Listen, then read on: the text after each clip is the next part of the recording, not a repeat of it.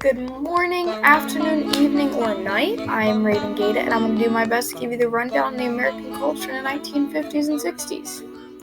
I have two words for you: baby boom.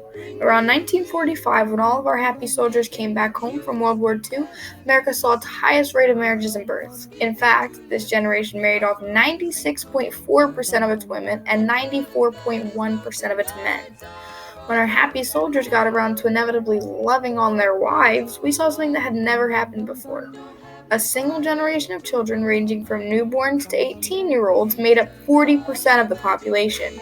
To put that into perspective, that'd be like saying there are 5 older couples that are too old to have children, 5 younger couples that are in their prime to have kids, and 14 kids split among these households. Millions of kids were born each year between 1946 and 1964, illustrated by the orange portion of this line graph. So industry started catching up on this, and they figured that if they wanted to make a lot of money, they'd start targeting this large group of consumers.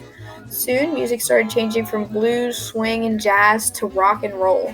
Artists like The Platter, Conway Twitty, Buddy Holly, and of course Elvis Presley rose to prominence and contributed to the spread of rebellious ideas among these teens towards the end of the 50s and most of the 60s. Besides encouraging a feeling of youthful rebellion, rock and roll also began to tear down color barriers in popular culture, as white youth sought out African American musicians such as Chuck Berry and Little Richard.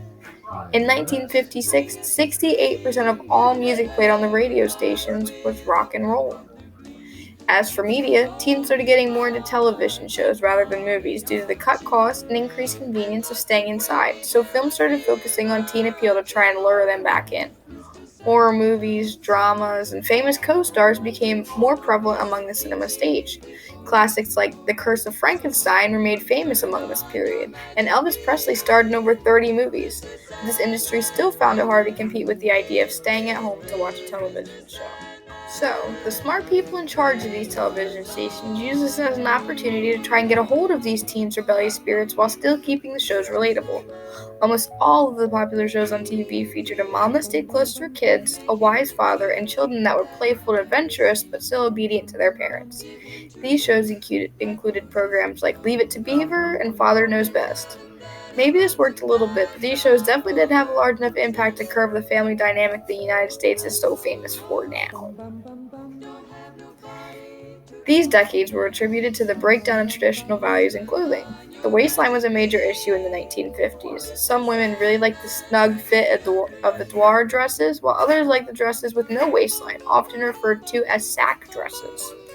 The 1960s brought more colorful prints and daring styles for men and women. For men, this meant wider ties and lapels, longer collars, plaid print, and flared pants and dress suits. For women, this meant that they could show more skin and more of their figures with brighter colors that draw attention to them. This turning point really led to the clothes, or the lack of clothes, we see women wearing today. That is the most important information regarding the American cultures in the 1950s and 60s. Thank you for staying awake, and I hope you take something away from this. Good morning, afternoon, evening, or night, and have a nice week, America.